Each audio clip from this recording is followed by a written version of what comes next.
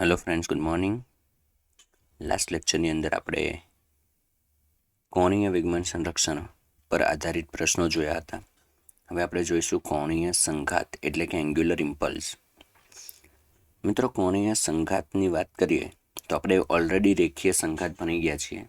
ત્યાં રેખીય નહોતું લખ્યું, ખાલી સંઘાત જ લખ્યું હતું, ઇમ્પલ્સ, જેની અંદર આપણે એવું લેતા કે ખૂબ જ મોટું બળ એ ખૂબ જ સૂક્ષ્મ સમય માટે લાગે તો આપણે મોટા બળની કિંમત પણ નથી મેળવી શકતા.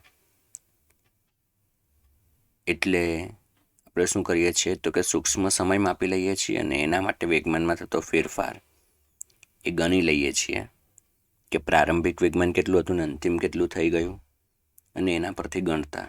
બસ એક્ઝેક્ટલી એવી જ વસ્તુ અહીંયા છે.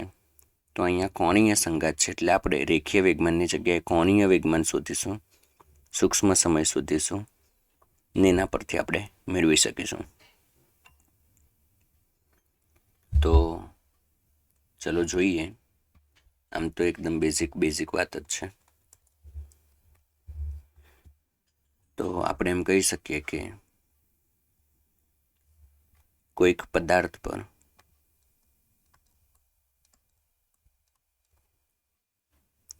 સૂક્ષ્મ સમય ડેલ્ટા ટી માટે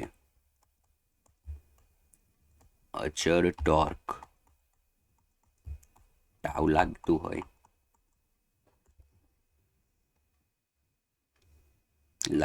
હોય તો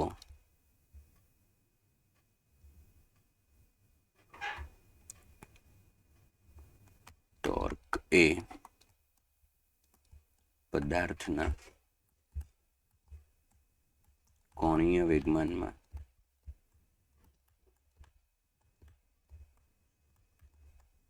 ફેરફાર કરે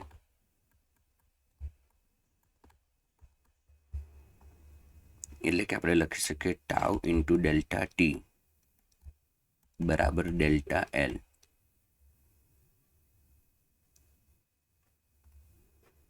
અને અહીં જે ટાઉ ઇન્ટુ ડેલ્ટા ટી છે ને એને જ કોણીય સંઘાત કહેવાય.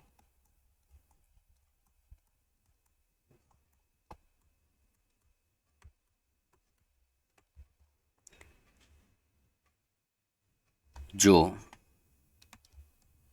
ટોર્ક વેરિયેબલ હોય એટલે કે ચલ હોય અને T1 થી T2 સમય સુધી લાગતું હોય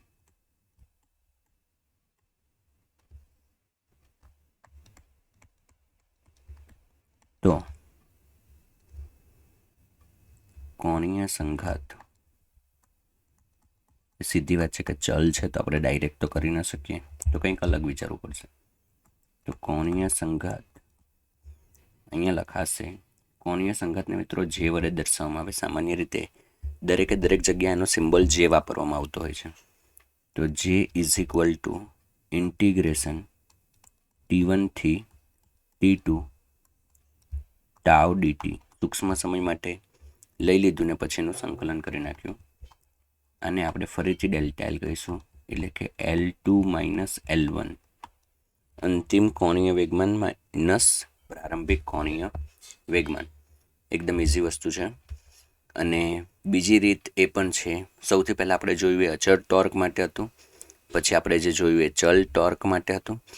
અને હવે ધારો કે કોઈ જ વસ્તુ ન આપી હોય તો આપણે એમ પણ કહી શકીએ કે ત્રીજી મેથડથી જો મને ટાઉ વિરુદ્ધ સમયનો આલેખ આપેલો હોય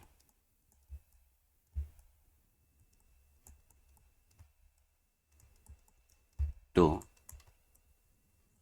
આલેખ નીચે ઘેરાયેલું ક્ષેત્રફળ કોણીય વેગમાનનો ફેરફાર આપે. કોણીય વેગમાનનો ફેરફાર આપે. બોલો, ક્લિયર છે?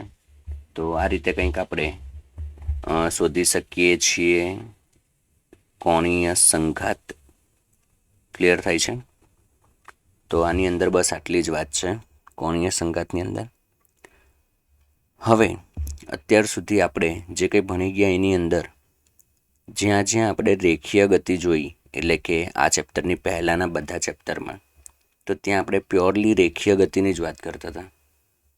પછી આપણે સર્ક્યુલર ભણી ગયા જ્યાં સંપૂર્ણપણે આપણે ભ્રમણનું કાઇનેમેટિક્સ જ જોયું. અત્યારે આપણે રિજિડ બોડી ડાયનેમિક્સ એટલે કે ચાક ગતિ ભણીએ છીએ, જેમાં આપણે જડત્વની ચાક માત્રા, એની સાથે ટોર્ક અને કોણીય વેગમાન અને એના આધારિત બધા ઇક્વેશન્સ અને એના પર આધારિત પ્રશ્નો જોયા. એટલે કે ડાયનેમિક્સના પ્રશ્નો આપણે જે જોયા, બરાબર છે. આ ડાયનેમિક્સના પ્રશ્નો મતલબ કે અત્યાર સુધી પણ આપણે જે જોયું ચાક ગતિની અંદર, એ બધું જ ફક્ત ચાક ગતિની વાત હતી. જેમ આગળના ચેપ્ટરમાં બધું રેખીય ગતિ હતું, એમ આ ચેપ્ટરમાં અત્યાર સુધી બધું પ્યોરલી ચાક ગતિ હતું. પરંતુ હવે બંને ભેગું થશે, ચાક ગતિ અને રેખીય ગતિ. જો બંને ભેગા હોય તો શું થાય એ જોઈએ. જો આમ કંઈ કોમ્પ્લિકેટેડ, આમ JEE લેવલ પર જઈએ તો એ થોડું કોમ્પ્લિકેટેડ છે, પરંતુ નીટ લેવલ પર એટલું કોમ્પ્લિકેટેડ નથી. કારણ કે જીમાં થોડું વધારે ડિટેલમાં જતું હોય છે, પણ નીટમાં એવું કંઈ આવતું નથી.